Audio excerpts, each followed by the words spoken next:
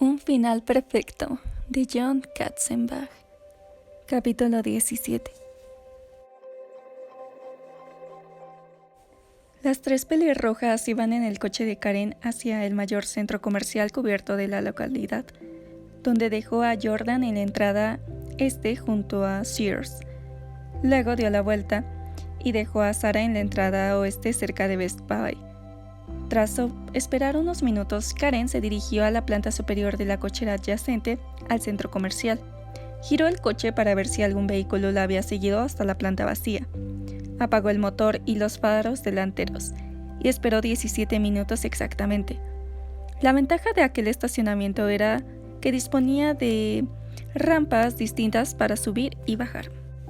Una vez transcurridos 17 minutos exactos, puso en marcha el motor y bajó por el carril circular, haciendo chirriar los neumáticos contra la calzada. Aceleró por las extensiones del estacionamiento vacías hasta la salida norte del centro comercial. «Toma esa», masculló para sus adentros. «Me importa un cojón lo listo que tú crees que eres, señor Lobo». El centro comercial no estaba muy concurrido aquella noche. Había muchas plazas vacías y Karen buscó indicios de la cercanía del Lobo. Igual que antes, cuando se había reunido por primera vez con Pelirroja 3, tenía la impresión inconfundible de que era importante no permitirse que la siguieran, aunque no estaba segura de por qué exactamente. Una parte de ella se sentía totalmente ridícula. Había tomado medidas cuando regresaba a casa por la tarde para asegurarse de que no la seguían. Había conducido como una loca al ir a recoger a Pelirroja 3. Ahora repetía la misma fórmula errática, y estaba prácticamente convencida de que las otras dos pelirrojas hacían lo mismo de forma rutinaria, y no se veía capaz de responder a la pregunta esencial. «¿Por qué haces esto?», pensó.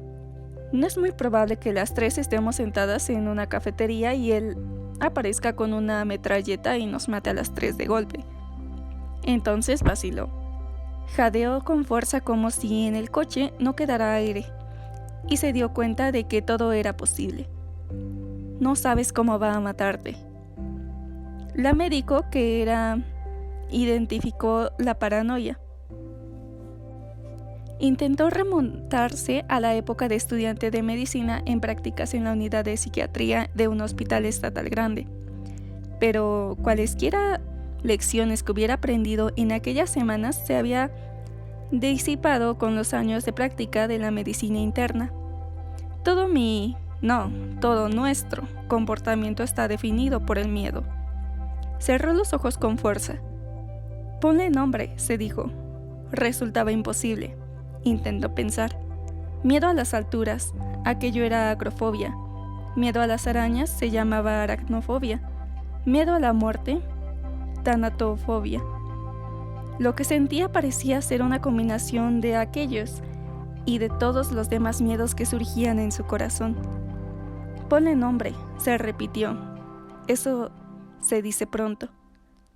Karen intentó ahuyentar de su mente distintas imágenes mortíferas que empezaron a perturbar con fuerza su imaginación, e intentó dedicarse a observar a las demás pelirrojas. Pistolas, cuchillos, venenos, sangre, estrangulamiento. Lo único que venía eran docenas de asesinatos, todos expuestos ante ella como un buffet. Y si una pesadilla se tratara, se veía obligada a escoger uno. El problema era que no había forma fácil de despertar de aquella pesadilla. Se pasó la mano por la cara, notaba el sudor en las axilas, respiraba de forma entrecortada, miró a su alrededor. No existían motivos obvios para encontrarse al borde del pánico. No había ninguna silueta acechando en la penumbra. No había ningún hombre que corriera hacia ella empuñando un arma. No había ningún faro que la enfocara desde atrás. Pero todo aquello estaba allí, aunque no estuviera presente. Barrió con la mirada los espacios vacíos del centro comercial. «Vamos», susurró en voz alta, dirigiéndose a otras dos pelirrojas. «Quiero largarme de aquí». A los pocos segundos de su llegada, Pelirroja 2 y 3 habían aparecido por las anchas puertas del centro comercial y caminando hacia ella. Todas ellas habían tomado rutas al azar por entre las tiendas, corriendo por los pasillos, saliendo y entrando de los lavabos, volviendo sobre sus pasos, subiendo y bajando escaleras mecánicas, cruzando 2 veces los mismos senderos antes de reunirse y salir. Habría resultado difícil seguirlas, incluso con la poca gente que había en el gigantesco edificio. ¿Creen que funcionará?, preguntó Sarah sin aliento mientras entraba rápidamente en el coche. Seguro, repuso Jordan convencida desde el asiento de atrás. ¿Por qué no? No puede estar en 3 sitios a la vez. Las demás asintieron, aunque Pelirroja 1 y 2 pensaban en silencio. Yo no estaría tan segura. Karen vio que Jordan esbozaba una ligera sonrisa, y la doctora en su interior se preguntó si la joven disfrutaba de la situación. Entonces vio que Pelirroja 3 miraba por la ventanilla trasera, como si comprobara una vez más que no la seguían. Energía nerviosa, pensó. No, es miedo, solo que se presenta de un modo un poco distinto en cada una. Pelirroja 2 fue quien preguntó: ¿a dónde vamos ahora? Karen sonrió con ironía, aunque sabía que tenía pocos motivos para sonreír. Ayer Jordan me dijo que buscara un sitio que fuera totalmente seguro. Carajo, para hablar. Conozco uno bueno.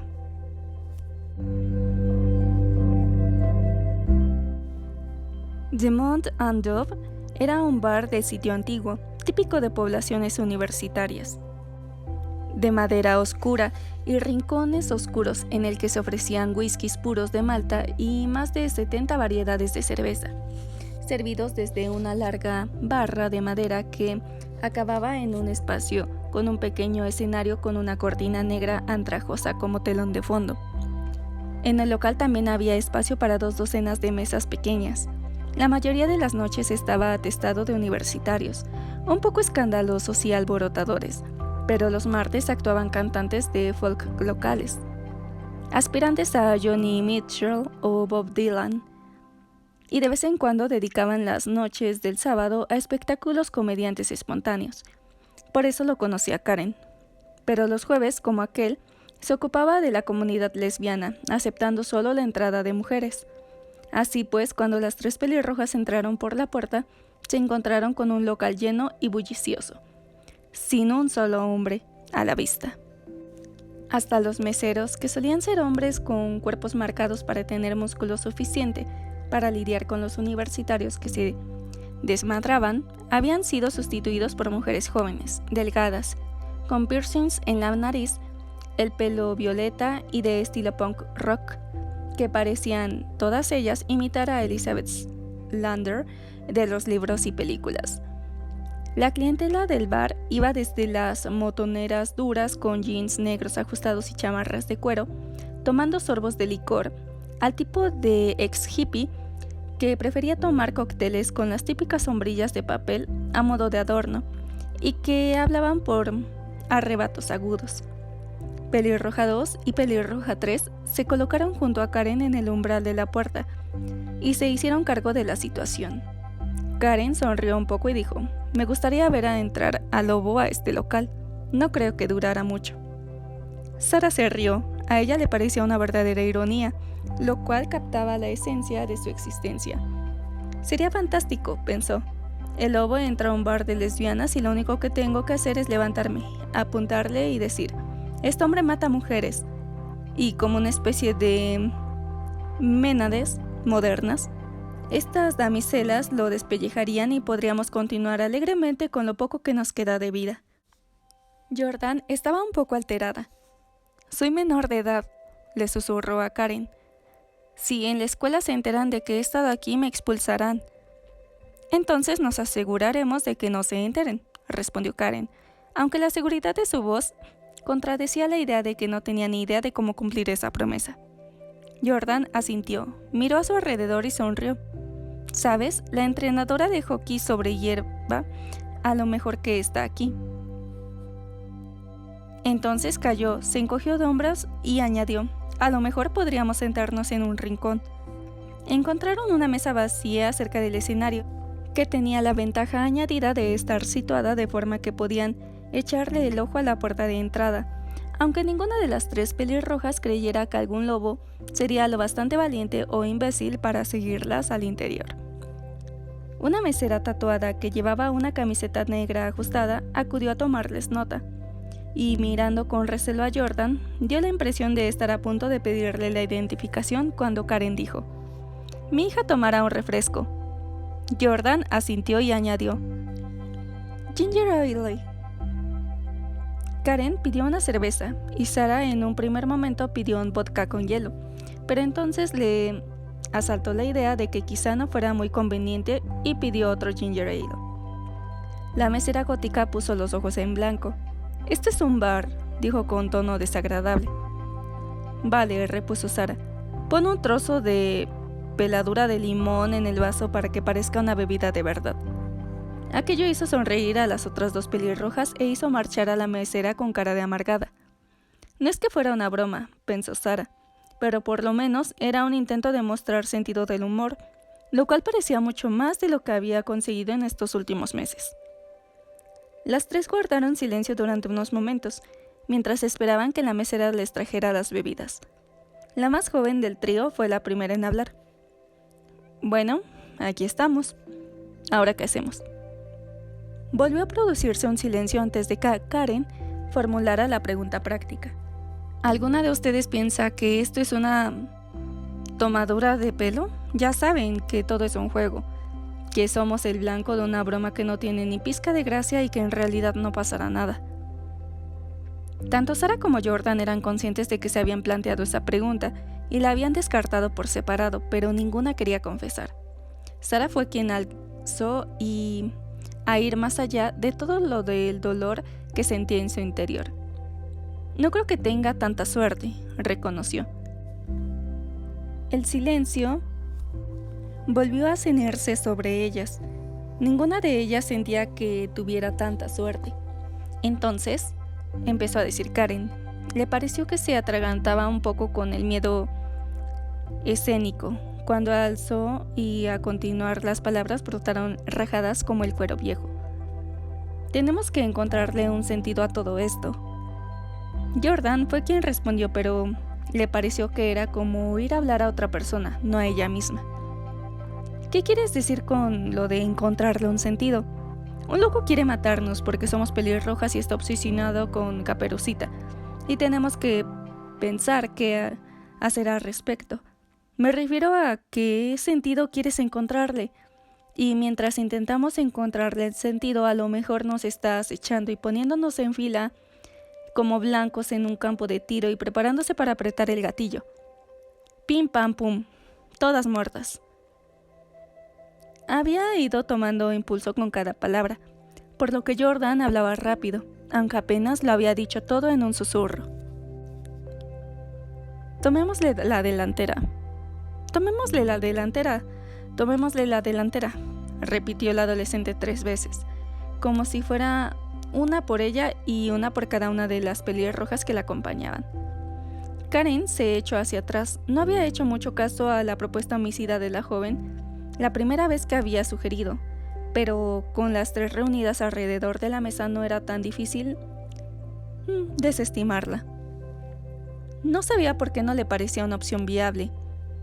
Se oyó hablar, pero tuvo la impresión de que las palabras no se relacionaban con ella. «Mira, Jordan, no somos asesinas. No sabemos qué estamos haciendo y no podemos rebajarnos». Se calló porque tuvo la impresión de que sonaba como una imbécil, y veía que la más joven de las tres negaba fuertemente con la cabeza para expresar su desacuerdo. Se movió inquieta en el asiento. «Sé lógica», le gritó una voz en su interior, pero le costaba mucho obedecer la orden. Notaba que se le cerraba la garganta y se le secaba la boca. Se humedeció los labios y tomó un sorbo de cerveza. «Miren, lo primero», dijo, «es que hay algo que nos une». Habló lo más despacio posible. «Tenemos que averiguar qué es». «Sí, que somos pelirrojas», interrumpió Jordan. «No, tiene que ser algo más». «¿A qué te refieres?», preguntó Sara.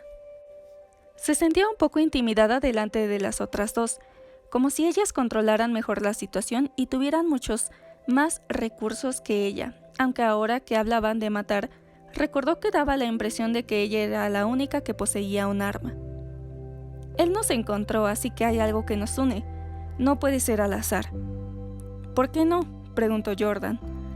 Las tres mujeres intercambiaron una mirada. Todas pensaban lo mismo, todas imaginaban que las otras dos eran lo más distintas posibles de una misma. Aparte del pelo rojo, no había nada obvio, ninguna alarma, campana ni sirena que anunciara alguna similitud. Ninguna era capaz de ver que compartían una conexión obvia. Las mujeres callaron absortas en sus propios pensamientos, y de nuevo volvió a ser la más joven quien rompió el silencio. Sí, pero aunque lo averigüemos, ¿luego qué? ¿Llamamos a la policía? Yo ya lo he hecho, reconoció Karen. Por supuesto, si averiguamos quién nos acosa, podemos llevar el nombre a la policía y a lo mejor pueden hacer algo. Titubeó.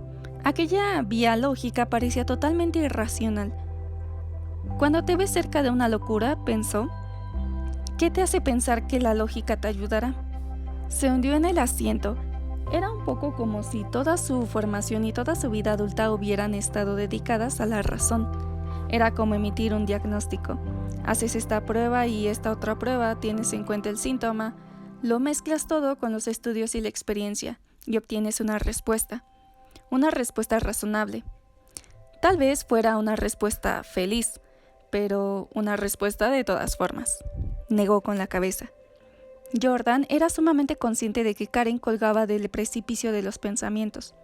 Miró a la mujer adulta y pensó que era respetable, culta, responsable y madura, y Jordan había imaginado que sabría exactamente qué hacer porque era el tipo de mujer que siempre sabía qué hacer. Claramente se trataba del tipo de mujer en el que las adolescentes como ella querían convertirse, trabajadora y responsable. Entonces, cuando vio la misma confusión y duda en el rostro de Pelirroja 1, que imaginó que traslucía el de ella, se asustó. Se giró a medias para ver si apreciaba lo mismo en los ojos de Sara, pero el tercer miembro del trío estaba recostada, mirando al techo, como si esperara que un rayo revelador cayera de los cielos, atravesara las paredes y la alcanzara para mostrarle el camino a seguir. Jordan pensó, es como ir a la deriva en el mar con dos desconocidas. No lo dijo, sino que lo espetó. Solo hay una manera de protegernos. ¿Cómo lo hacemos?, preguntó Sara, como si descendiera lentamente por una escalera hacia la tierra. El lobo está en una situación ventajosa con respecto a Caperucita Roja, dijo, salvo un aspecto. ¿Cuál? Es un prisionero, dijo. ¿De qué?, gruñó Karen. De lo que quiere. No te sigo, reconoció Sara. ¿Qué le hace meter la pata? Sus propios deseos. Sara y Karen miraron a Jordan. He leído el cuento, se apresuró a decir. El otro día por la noche fui a la biblioteca. He leído todas las versiones. Sí, dijo Karen desalentada, pero es un cuento. Jordan insistió, inclinándose hacia adelante y hablando con rapidez como si la velocidad de sus palabras pudiera superar el bullicio del bar. No hizo caso de la interrupción de Karen. Y la única versión en la que Caperucita se salva al final es la políticamente correcta y falsa que las madres cuentan a sus hijas, una especie de versión Disney edulcorada. En la historia verdadera, se calló. Vio una duda en el rostro de sus compañeras. Jordan asintió con la cabeza. Lo sé, dijo, aunque ninguna de las dos había abierto la boca. Supuso que sonaba joven, pero resuelta, lo cual era típico de la juventud. Pero es nuestra posibilidad, nuestra única posibilidad. Cambiar la vieja historia por una nueva. El cuento en el que se nos come vivas a todas tiene que convertirse en el que nos salvan. Suena bien, dijo Sara. Una amargura de ella, que no quería ni consideraba útil, asomaba su voz. Estoy segura de que hay algún leñador fuerte presto a rescatarnos con el hacha herrumbrosa. Jordan alzó la mano. Por lo menos Pelirroja 2 se sabe el cuento, pensó. Tenemos que salvarnos a nosotras mismas, declaró con amargura. Es nuestra única posibilidad. Karen intervino. De acuerdo, dijo. ¿Pero cómo lo hacemos? No lo sé exactamente, reconoció Jordan.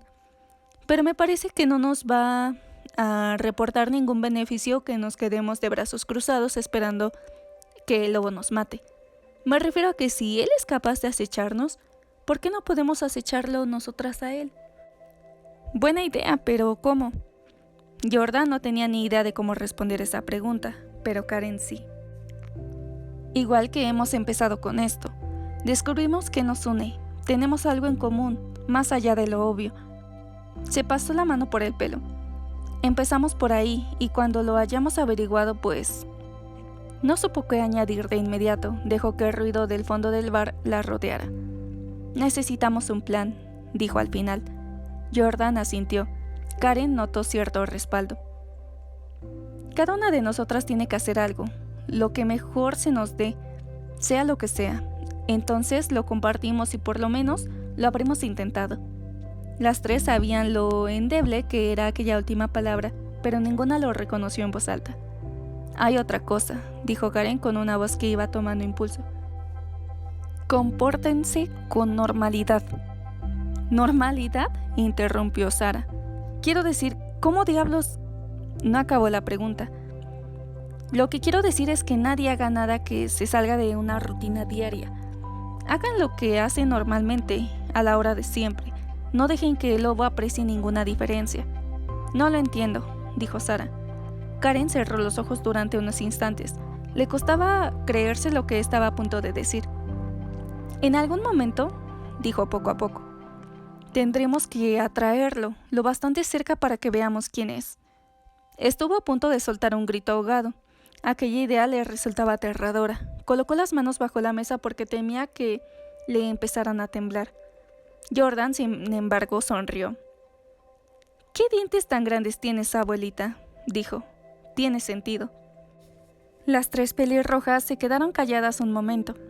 Cada una de ellas se sumió en emociones distintas.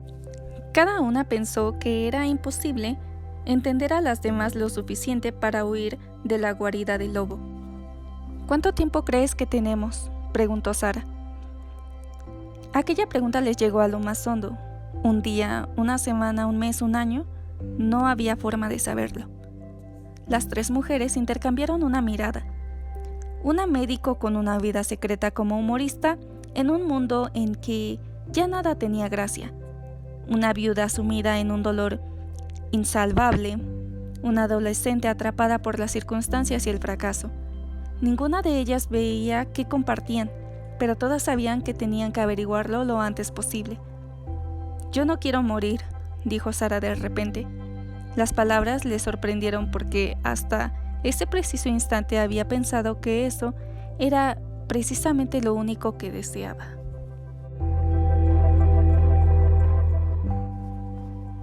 Capítulo 18. En lo que a Lobo le pareció un golpe fortuito de buena suerte, al día siguiente recibió un mensaje de correo electrónico conjunto de una sección de Nueva Inglaterra de la Asociación Americana de Escritores de Novela Negra, anunciando un seminario especial con un mejor analista forense de la Policía Estatal de Massachusetts. Aunque se había inscrito en la organización poco después de la publicación de su primer libro hacía años y había seguido pagando la cuota anual religiosamente, nunca había asistido a ninguna conferencia de las que montaba la organización. Estaban pensadas para ayudar a los socios en asuntos peliagudos que surgían de sus narrativas. Como era de esperar, había considerado que estaba por encima de esas sesiones de instrucciones y prefería documentarse él solo. La policía local siempre resultaba de gran ayuda, al igual que muchos abogados criminalistas con experiencia real en la recogida de pruebas y en encontrar algunas lagunas en cualquier caso bien construido. Siempre se mostraban dispuestos a hablar con un escritor.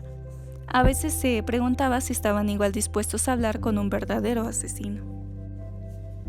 Pero aquel mensaje de correo electrónico parecía encajar con sus necesidades actuales, y se reservó el tiempo para el seminario. Pagó la cuota de $50 con una tarjeta de crédito y buscó las indicaciones para llegar a la sala de convenciones del hotel donde se desarrollaba la jornada. Tardaría 2 horas en coche hasta las afueras de Boston, pero imaginó que el viaje valdría la pena. Al lobo le gustaría pensar que estaba constantemente al acecho de información. Consideraba que los pequeños detalles sobre crímenes daban vida a sus escritos. En ese sentido, se equiparaba al resto de los escritores de novela negra. La idea de formar parte de un grupo le divirtió, porque no soy como ninguno de esos que se esfuerza por encontrar un buen agente y conseguir el contrato para un libro, y quizá la opción para una película para el detective de sus series. Le dieron ganas de soltar una carcajada, pero se contuvo. Iba a hacer una sesión de tarde, lo cual no era de su agrado. Ya no le gustaba conducir de noche. Seguía teniendo una buena vista, pero la oscuridad temprana del invierno parecía enlentecer sus reacciones y tornarle inseguro al volante. Odiaba aquella sensación de vulnerabilidad o mortalidad, porque le recordaba que estaba envejeciendo. A su vez, eso hacía que se sintiera más energizado cuando pensaba en las 3 pelirrojas. Matar, escribió. Saca la juventud interior. ¿Recuerdas cómo fue tu primer beso? ¿La primera vez que tocaste un pecho femenino? ¿La primera vez que acariciaste el filo de una navaja con el pulgar y te salió un poco de sangre? ¿Recuerdas el sabor? ¿O la primera vez que levantaste un revólver cargado y colocaste el índice en el gatillo, sabiendo que todo el poder del mundo quedaría liberado a la menor presión? Perfección, pensó. Esas son las pasiones que necesitan restituirse y renovarse continuamente. A regañadientes, el lobo dejó de lado sus cavilaciones sobre el asesinato y se dedicó a anotar preguntas para el ponente del seminario e intentó anticipar las respuestas del experto. Se lo planteaba como si fuera un buen estudiante de posgrado que se preparaba para un examen oral. Sería el paso final antes de que se le concediera el doctorado. La idea le hizo sonreír. Estudios superiores en asesinatos, imaginó. De todos modos, consideraba que era necesario prepararse para el seminario. Quería ser capaz de demostrar que comprendía lo suficiente para asimilar los conocimientos del experto. Era como llamar a la puerta de un club elitista y solicitar la admisión. Añadió otra nota al capítulo en el que estaba trabajando. Para ser un asesino realmente exitoso hay que tener siempre ganas de aprender. Demasiados reclusos del corredor de la muerte miran entre los barrotes de hierro, esperando esa última palabra del alcaide, y se preguntan, ¿cuándo se fue todo al demonio? Lo siento, todos los recursos han sido desestimados. ¿Quieres un sacerdote? ¿Y pollo o ternera para la última comida? Si uno no se informa sobre la muerte le informará por su cuenta. Y nadie quiere recibir esa lección. Pensó que aquello debía resultar obvio para todos los lectores, pero merecía ser expuesto con una prosa clara y concisa de todos modos. A veces, se dijo, hay que ser muy explícito, pornográficamente claro, con las palabras y los homicidios. Jordan contó para sus adentros: 1 paso, 2, 20, 25 y 30. Se inclinó hacia el patio abierto, midiendo cuidadosamente, haciendo caso omiso de los demás alumnos que caminaban hacia las clases de última hora de la tarde. Llevaba una pequeña videocámara en la mano. Le había pedido prestado el aparato a una de sus compañeras de residencia, una chica un poco más joven y que parecía un poco menos empeñada en mofarse de ella despiadadamente, o en esforzarse al máximo por evitarla. No es que Jordan la considerara una amiga, pero al menos era una persona que le había prestado la cámara a regañadientes para un rato. Jordan supuso que la utilizaba sobre todo para diversiones poco éticas. Tal vez grabar a otras chicas enrollándose con los chicos del equipo de fútbol americano, o bebiendo como cosacos en las fiestas más salvajes de la escuela. De todos modos, a Jordan no le importaba para qué la usaba. Ella solo tenía una necesidad. Siguió desplazándose por el campus, alzando la cámara periódicamente y mirando por el objetivo. Cuando la distancia le parecía correcta, se paraba y miraba por el visor. Jordan dio un vistazo rápido a su alrededor. «Aquí es donde estabas», susurró. Levantó la mano a medias para señalar como si hubiera alguien a su lado. Jordan había repetido la primera toma que el lobo le había hecho en el video de YouTube. La distancia era aproximadamente la misma, el ángulo era casi idéntico. Había hecho todo lo posible por calibrar la luz y reproducir el mismo momento del día. Se había parado a pocos metros de un pequeño espacio situado entre el laboratorio de ciencias y una residencia masculina. Era un callejón sin salida, de no más de 3 metros, que quedaba bloqueado por una pared de hormigón al fondo que conectaba a los dos edificios sin motivo aparente. En ese extremo había varios botes de basura y la pared estaba llena de obscenidades pintarrajeadas y dibujos vagamente pornográficos, números de teléfono y protestas de amor eterno o promesas de sexo oral. No difería demasiado del típico lavabo de una estación de autobuses. Ambos edificios eran del tipo de ladrillo visto en las escuelas y universidades, y estaban cubiertos de hiedra, aunque el frío hubiera despojado las ramas de hojas. El espacio se asemejaba a una cueva. A Jordan le pareció que era un mal sitio para los botes de basura, pero apropiado para esconderse unos momentos y grabar un video a hurtadillas. Se imaginó el aspecto que habría presentado el reducido espacio cuando se hizo la toma de ella desapareciendo en el interior de la residencia. Tuvo que ser a finales de la primavera pasada. Había mucho verde, pensó, y las sombras de la tarde habrían hecho que este sitio estuviera incluso más oscuro, mientras los últimos rayos de sol que se reflejaban en el patio habrían permitido verme con claridad. Se mordió el labio inferior. Era un buen sitio para grabaciones de videos secretas.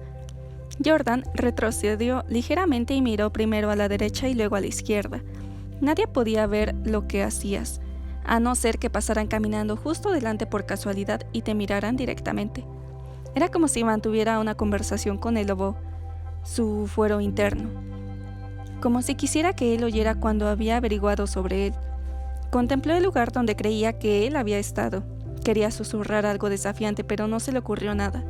Se lo imaginó, una oscura silueta masculina, que parecía mitad animal, casi de revista de cómic, que bajaba la cámara y tenía una amplia sonrisa lobuna en el rostro, enseñando los dientes. Volvió a recorrer las zonas adyacentes con la mirada. Mucho sitio para aparcar en la calle lateral y apenas 20 metros de distancia. Unos cuantos pasos rápidos y ya estarías fuera.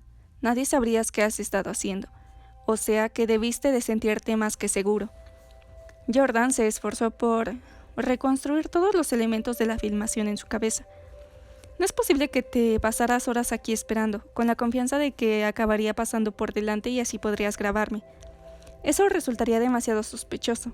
Alguien podría verte y llamar a los guardias de seguridad. No se permite que la gente vague por la escuela, o sea que no ibas a asumir ese riesgo. Cualquier lobo listo sabría ser mucho más cauto, ¿verdad? Le dolía la garganta y tenía la boca seca. Seguro que sabías cómo iba a pasar. Quizá no exactamente, pero sí la hora aproximada. Tenías que saber algo de mis horarios. O sea que el lobo listo sabe exactamente cuándo espiarme con toda seguridad. Aquella observación la llevó a algo más. Debes de saber lo mismo de Pelirroja 1 y Pelirroja 2. Se acercó la cámara al ojo, pero no pulsó el botón de grabar. Ya había visto todo lo que quería. Jordan notó una oleada de calor, aunque el aire estuviera fresco. Esta es la primera lucha, se dijo. Que no cunde el pánico. Estuvo justo aquí, justo donde estás ahora. ¿Qué más me indica esto? Había una respuesta que ya sabía, y se la recordó diciéndola en voz alta. Nos ha estado observando a todas durante varios meses. Se dio cuenta de que en el video era la culminación de muchas horas. No era una filmación fortuita y espontánea. Aquello le parecía totalmente injusto. Era como un examen sorpresa en una aula sobre un material que no había pensado en estudiar. Solo que fallar aquí suponía mucho más que una mala nota. Alargó el brazo y recorrió indolentemente con los dedos el ladrillo picado del edificio de ciencias, como si las piedras viejas pudieran decirle algo más. Jordan tuvo la sensación de que el tacto le proporcionaría alguna respuesta, pero parecía esquivarla en la penumbra del atardecer. Dividida, pues una parte de ella quería oír, y otra le decía que siguiera mirando porque quizás hubiera otras respuestas por encontrar acerca de los botes. Giraba sobre sus talones. Durante unos instantes miró fijamente la pared de cemento gris, que había detrás de los botes y recorrió con la mirada todos los mensajes descoloridos y con faltas de ortografía. Se acercó a un par de pasos para leer. Katy hace unas buenas mamadas. Llámala al 555-1729 a tomar por el culo la clase de 2009. Idiotas. Querré a ese para siempre. Estaba a punto de volverse cuando se fijó en un pequeño corazón dibujado en la pared, en el interior que estaban las letras P, T y L. Jordan contempló el dibujo como si fuera capaz de extraer alguna verdad con la mirada. PT, pensó, no puede ser Pelirroja 3. L no puede ser el lobo. Negó con la cabeza. No, habría sido LF, porque así es como firmaba las cartas. Se estrujó la memoria. ¿No hay un tal Peter Townsend en la residencia de chicos? ¿No estaba locamente enamorado de Luis del semestre pasado? Tiene que ser eso. Pero intentar convencerse de que todo estaba bien le parecía una mentira flagrante. Le entró frío, dio media vuelta y se encaminó hacia su residencia. Tenía la sensación sobrecogedora de que el lobo estaba justo detrás de ella, escondido en ese lugar y filmándola otra vez como si se hubiera materializado por entre las sombras en cuanto se había dado la vuelta. Le ardía la nuca. Por descabellada que pareciera la idea, estuvo a punto de sobrecogerla. Le sobrevino un miedo frenético y estuvo a punto de echar a correr. Pero en cambio, Jordan se obligó a aminorar la marcha y caminar a un buen ritmo. Un pie delante del otro, se dijo, como un soldado. Le dieron ganas de cantar algún tema obsceno y estridente, pero no era capaz de levantar la voz, así que Jordan empezó a susurrar con una voz cantarina. Yo no sé, pero me han dicho que los esquimales tienen en el pene un frío bicho. Izquierda, derecha. Esperó que un paso fuera tan desafiante como las palabras que no había sido capaz de pronunciar antes, aunque lo dudaba.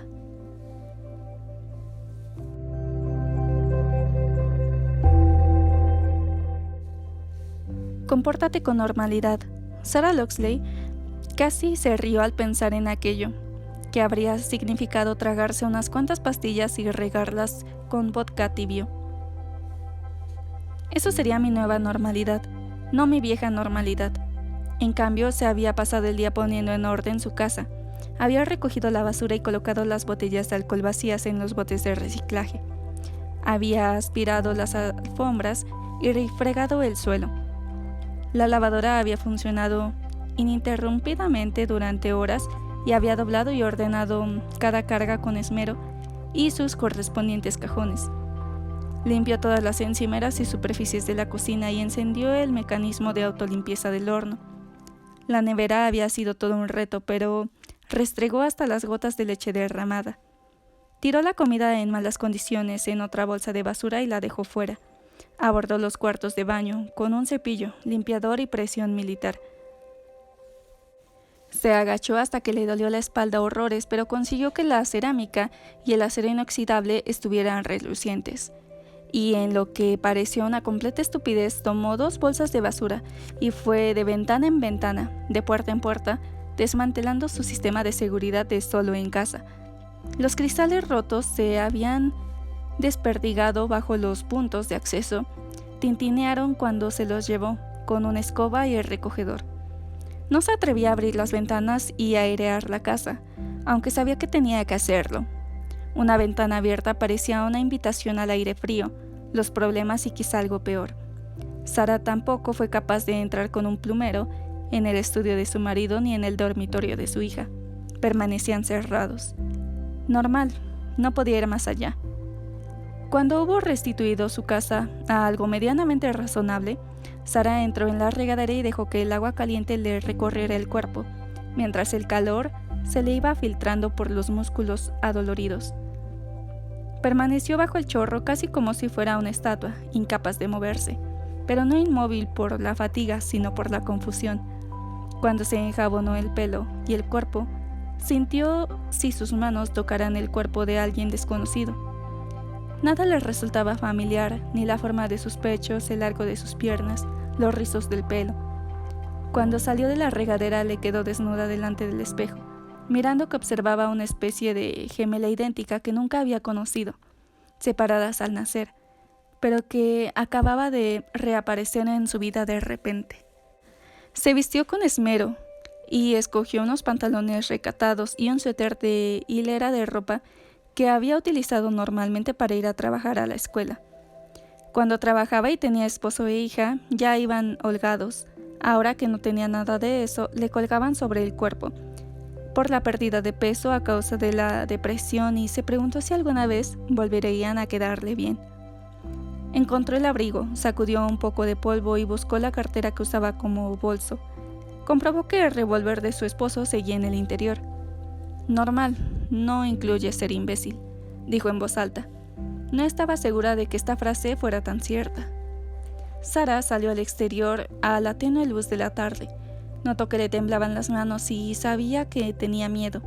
Tenía unas ganas locas de pararse, comprobar la calzada arriba y abajo e inspeccionar su pequeño mundo, por si veía alguna señal reveladora que pareciera el lobo. Se sintió totalmente vulnerable cuando se contuvo para hacerlo. Normal, pensó, es no necesitar mirar alrededor con nerviosismo y preocuparse por cada paso que una da. Notó una oleada de frío en su interior cuando pensó que si su marido hubiera mirado en la dirección correcta, quizá reprimió esa pequeña sensación de culpa. Por el contrario, se dirigió rápidamente al coche y se situó al volante, comportándose como una persona que tenía un sitio a donde ir. Lo tenía, pero no era el tipo de viaje que encajara con una definición normal de rutina. El viaje era para combinar lo insistentemente común con lo más profundo de las tristezas. Su primera parada fue la mundana, el supermercado local. Tomó un carrito y lo llenó de ensaladas, frutas, carne magra y pescado. Compró agua embotellada y jugos naturales. Sarah se sentía un poco rara recorriendo los pasillos de comida sana. Hacía tiempo que no comía nada que tuviera valor nutricional alguno. En la sección de floristería agarró 2 ramos de flores baratas y coloridas. La cajera tomó la tarjeta de crédito de Sarah y la pasó por el lector, lo cual hizo que Sarah se sintiera avergonzada, porque estaba segura de que el pago sería denegado. Cuando vio que lo estaba aceptando, se lo llevó a la ligera sorpresa. Dirigió el carrito cargado hasta el coche y mantuvo la vista fija en la descarga, armándose de valor para combatir el deseo de lanzar una mirada furtiva. Por primera vez en su vida se sentía como un animal salvaje. La existencia de cautela y de permanecer alerta a todas las amenazas casi la superaba. El lobo no tenía que seguirla. Al siguiente mandado, pensó. Y aunque me siguiera, ¿qué descubriría? Nada que yo ya no sepa.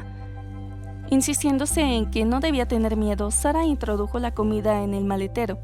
Acto seguido se sentó al volante, respiró hondo y salió del estacionamiento para incorporarse al tránsito. Los conductores que volvían del trabajo entraban y salían de los carriles y conducían pegados a ella. Ese tipo de desplazamientos tiene una energía frustrante, pensó. Hay tanta gente que tiene prisa por llegar a casa que enlentece a todo el mundo. Contraproducente. Se recordó que en el pasado ella había hecho lo mismo al término de la jornada escolar. Recogía todo el material de clase, subía al coche y conducía rápido porque ahí era donde estaba su verdadera vida, o por lo menos la parte que le gustaba pensar que era real. Recoger a su hija en la guardería, preparar la cena, esperar a que su marido llegara de la estación de bomberos. Un coche tocó detrás de ella. Pisó el acelerador sabiendo que ir más rápido no iba a hacer que quienquiera que tuviera detrás fuera más educado. Tardó casi media hora en llegar al cementerio. Estaba situado cerca de un gran parque público, por lo que los restos de la ciudad fueron desapareciendo poco a poco, de forma que los últimos bloques tenían un aire casi rural. Las tumbas estaban situadas en una pequeña colina. Había unos caminos que serpenteaban por entre las lápidas grises. Había senderos que conducían criptas ordenadamente y estatuas de ángeles acechantes. Quedaba poca luz natural y las sombras parecían caer desde los robles esparcidos por el paisaje. Casi perdido en el rincón había un pequeño edificio que Sarah sabía que albergaba una excavadora y palas. Estaba sola.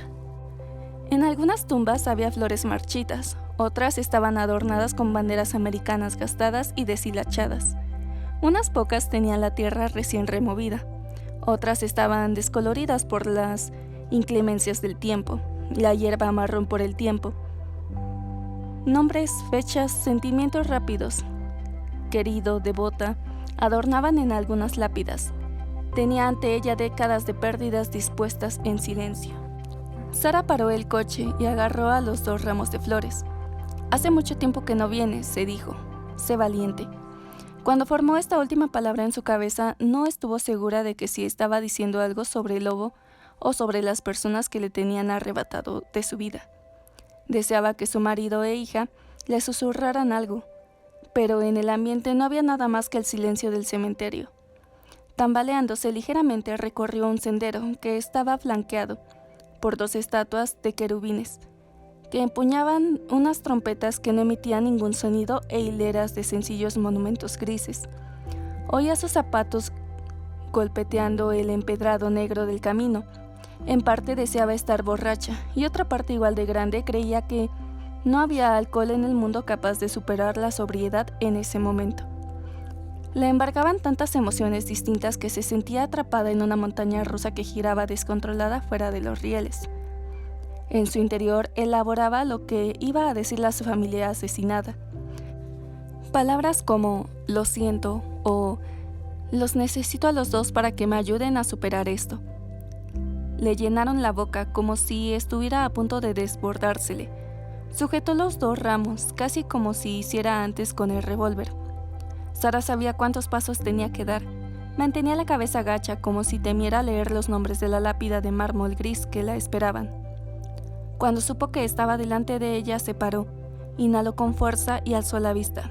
Al hacerlo, empezó a hablar. «Los echo mucho de menos, y ahora alguien me quiere matar», empezó a decir casi de forma absurda. Entonces, como si alguien le hubiera pasado una cuchilla por la lengua, el mensaje inconsistente y débil que tenía para su difunto esposo e hija desapareció. Observó la lápida a través de la oscuridad que le invadía. El comienzo fue capaz de pensar, aquí hay algo raro. Observó fijamente la piedra de color granito. Graffiti, pensó al comienzo. Sintió una gran indignación. Es terrible, pensó. ¿A qué adolescente estúpido, inconsciente, repelente y asqueroso se le ocurre tomar una lata de pintura en spray y pintarrajear una lápida? Dio un paso adelante y miró desde más cerca. No está bien. Se dio cuenta de que respiraba de forma superficial. Unas ráfagas rápidas de aire sacaron la noche que caía con rapidez. Lo que debía haber sido la firma angular de las bandas adolescentes o dibujos redondos, bulbosos de apodos no era tal cosa, ni tampoco se trataba de obscenidades pintarrajeadas, con spray en la superficie, con faltas de ortografía de rigor. Sara siguió avanzando como si se sintiera atraída hacia las formas que veía. Estaban pintadas de blanco, formaban ángulos en la piedra, dividiendo por la mitad cada nombre y la fecha de la muerte. Había 4. Sara nunca había visto la imitación de una huella de la garra de un lobo, pero supo con certeza que aquello era lo que estaba viendo. Dejó caer las flores en la acera y corrió con todas sus fuerzas.